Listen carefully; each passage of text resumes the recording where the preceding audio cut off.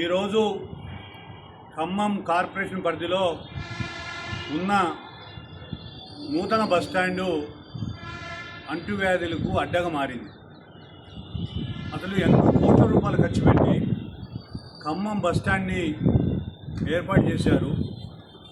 దాంట్లో మొత్తం కూడా మరుగుదొడ్లు, నీళ్లు మొత్తం కూడా బయట రోడ్డు మీద వచ్చేసి తీవ్ర ఇబ్బంది పరిస్థితి, ప్రజలు నడిచే పరిస్థితి లేదు.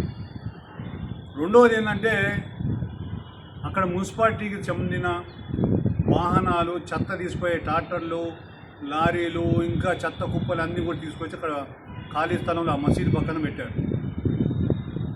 రెండవదేమో రోడ్డు మీద మురికి నీళ్ళు మొత్తం కూడా ఏదైతే మరుగుదొడ్ల నీళ్ళు ఉన్నాయో అది బయట కాలువలో కాకుండా రోడ్డు మీద రావటం వల్ల బైపాస్ రోడ్ నుంచి బయటికి వచ్చేటోళ్ళు, అంటే ఇటు NSP camp, Saritha cleaning centre వెళ్ళే వాహనాలన్నీ కూడా పాత బస్ స్టాండ్కి వెళ్ళిపోయి పరిస్థితి లేదు. అంత దుర్వాసనతో కంపు కొడుతుంది. ఓ పక్కన బస్టాండ్లో వర్షం వస్తే నీళ్ళు గార్చే పరిస్థితి, బస్టాండ్ అద్భుతంగా మారింది. రెండవది దాన్ని ఏర్పాట్లు చేసి కనీసం చూసేటోడు దిక్కు లేదు. ఆ స్టేషన్ మాస్టర్ ఏం చేస్తున్న పరిస్థితి బాగాలేదు. రెండవది ఓ పక్కన బస్ డిపో చెత్త కుప్పగా మారింది, అది కూడా డంప్ యార్డ్గా మారింది. ఈయనంతా డంప్ యార్డులు ఎందుకు చెప్తున్నారు? కొన్ని కోట్ల రూపాయలు ఖర్చు పెట్టి బస్టాండ్ ఏర్పాటు చేస్తే దానిలో ఎట్లా ప్యాసింజర్లు వస్తారు, ఎట్లా పోతారు, వాహనాలు ఎట్లా పోతాయి, అవి వాసన అయింది అని కనీసం చూసుకునే పరిస్థితి ఈ అధికారులకు లేకుంటే మాత్రం తీవ్ర ఇబ్బంది పడే, ప్రజలు ఇబ్బంది పడే పరిస్థితి వచ్చింది. అంటువ్యాధులకు ప్రజలు తీవ్ర గురి కావాల్సిన పరిస్థితి ఏర్పడింది. జిల్లా కలెక్టర్ గారు ఉన్నారంటే ఉన్నారు, అధికారులు ఉన్నారంటే ఉన్నారు. మున్సిపాలిటీ అధికారులు ఏం చెప్తున్నారండి?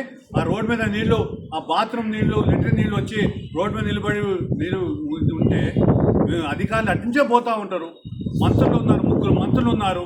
ఇంత అధ్వానం ఉంటుందా బస్ స్టాండ్? వెంటనే బస్ స్టాండు పరిసర ప్రాంతాలు మొత్తం కూడా శుభ్రం చేయాలా. రెండోది రోడ్డు మీద మరుగుదొడ్డ నీళ్ళు రాకుండా చేయాలా.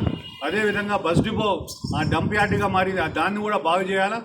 అనేక కోట్ల రూపాయలు ఖర్చు పెట్టే భూములను ఈరోజు ఏదో మున్సిపాలిటీ ట్రాక్టర్ తీసుకొచ్చి అక్కడ పెడతారా? బైపాస్ రోడ్డుకి పక్కన మీకు ఎక్కడ స్థలం లేదా? తీసుకొచ్చి ఆ గ్రౌండ్లో పెట్టారు. ఆ వాకర్లకు అడ్డం వస్తుందని తీసుకొచ్చి ఇక్కడ మసీద్ పక్కన పెట్టారు. అంటే మీ ఇష్టం వచ్చింది చేస్తారు అన్నమాట. అడిగేటోడు ఎవరు లేడు.